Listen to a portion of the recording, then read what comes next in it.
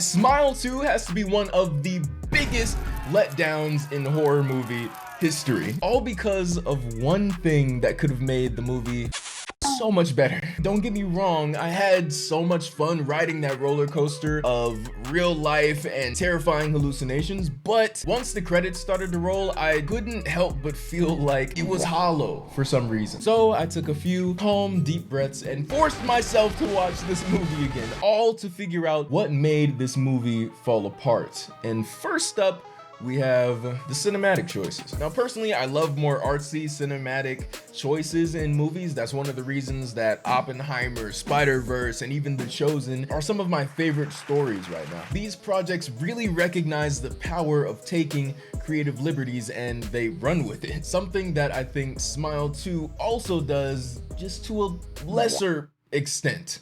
Let me show you. This 360 shot from the movie. Oh my goodness, when I first saw this, I was absolutely in love. It was not only refreshing to see a shot like this in a just normal modern horror movie, but it was kind of beautiful to see. It elegantly made us sit in the aftermath of what happened after that speech. Smile 2 had some really fun shots and interesting sequences that I really appreciate, even though some of them were overused. So I'll give it a 3.5. But something that I really appreciated and actually think they could have taken further to add to the story is the music. According to this behind the scenes video from Paramount, Naomi herself, along with all of the songwriters and I guess music producers and things like that, were very hands-on in making Sky Riley's presence. Naomi is an actual singer apparently, so that coupled with the choreographers and engineers behind the scene, like, they really made it feel as though we're watching an actual pop star go through this horror scenario, which if you've seen the movie, you can undeniably tell these songs sound real. The refinement of the music in the movie and Sky's musical identity as a pop star simply speaks to how much effort they put into the pre-production. And I also wish they would have done this as well. The sound design and almost score of the movie felt like they were going to take a pop star's record and then chop with it, screw it, add, you know, some horror sounds or horror elements to it to make it the actual soundtrack of the movie. And that would have been so cool if only they went with it, which they didn't. Sound is very important to movies, especially horror movies. Smile 2 sort of did what they had to just to get by, but they didn't go all the way is what I'm saying. And just because they didn't go as far as they really should have, I'll give the music a 3.5. Just like the next category, which is the acting. Now, of course, we have to start with the actual star of this movie, which is Naomi Scott. And let me tell you, she did absolutely phenomenal in this movie. I think the overall consensus amongst fans is that she smashed the entire,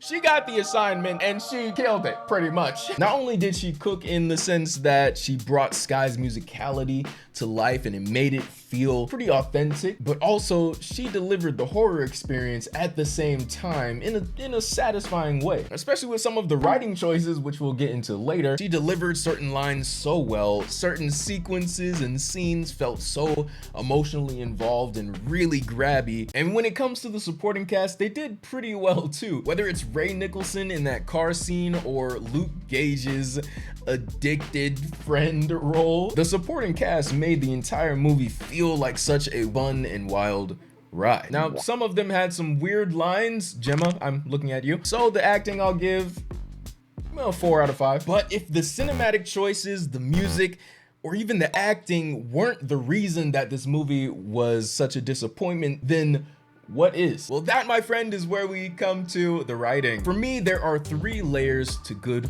writing. The upper layer, which is the concept, the mid layer, which is sort of your scenes, your sequences, your events, and then the lowest layer being dialogue. The concept of a pop star undergoing this psychological horror scenario and trying to figure out what's real, what's not real, things like that, is a really dope premise and I absolutely love it. The lowest tier of writing being the dialogue and character interactions.